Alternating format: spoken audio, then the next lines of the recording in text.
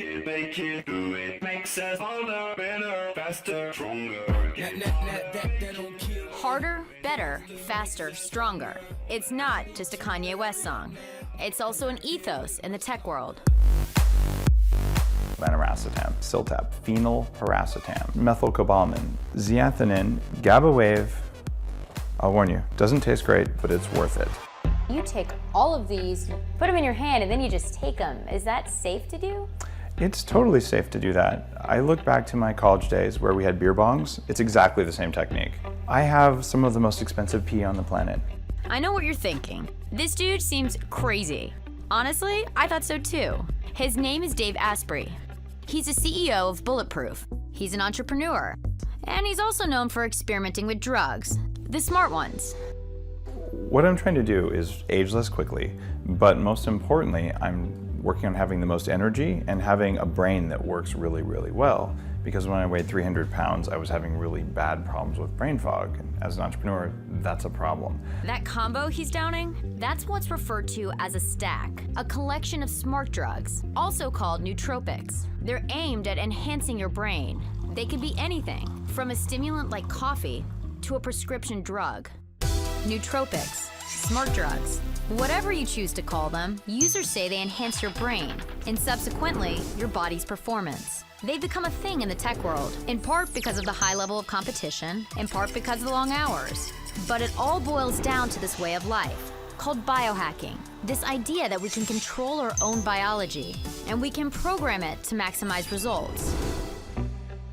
For Dave, maximizing results meant escaping, more than 800 miles north of San Francisco in British Columbia.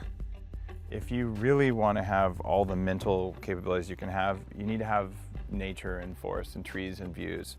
If you're looking at a cubicle wall like this, your brain shuts down. When you look at a vista like this, it wakes you up. The whole idea in Silicon Valley and San Francisco and with entrepreneurs is this idea of hacking the status quo, not taking things at face value. You're very much hacking yourself. Is this whole place in Canada, is this kind of your way of doing that? Your body will respond to the environment it's in. And I love Silicon Valley. Like, there's an entrepreneurial energy there that's amazing. And I was at the company that created modern cloud computing, and I've seen so many amazing things. But when I look at the way my meat, my biology, the operating system of my body responds to the environment around me, I am more resilient. I thrive more when I have views like this. Dave says smart drugs have saved his life, but it's hard to know how safe they are. People using these enhancers can suffer from side effects, headaches, insomnia, nausea, and many haven't been studied.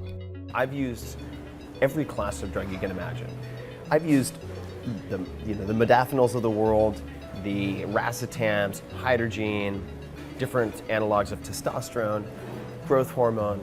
The list goes on and on. Tim's body is essentially a living lab. He also practices biohacking. Anything that can control or improve any part of his body, he'll try. There are no limits.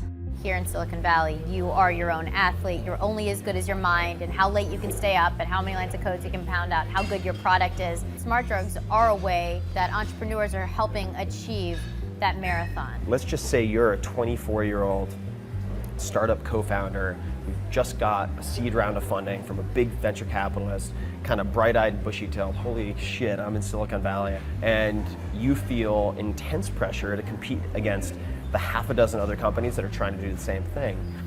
Just like an Olympic athlete who's willing to do almost anything, even if it shortens their life by 5 years to get a gold medal, you're gonna think about what pills and potions you can take, because the difference between completely failing, losing all your money, and going home with your tail between your legs, making $1 million and making $1 billion is right here. Entrepreneurs have hacked traditional transportation, they've hacked the education system. Is the body really kind of the next pillar? Absolutely, the body is the next pillar. And being able to just see the data is the first step, and now to use the data to tell you how to live your life better, given your genetics and your environment, and for me, what might be different, that's huge. And this is as big as the Homebrew Computer Club 30 years ago, where we started making PCs. Let's look at in 10, 15 years, if you do have some horrific side effects, will it have been worth it?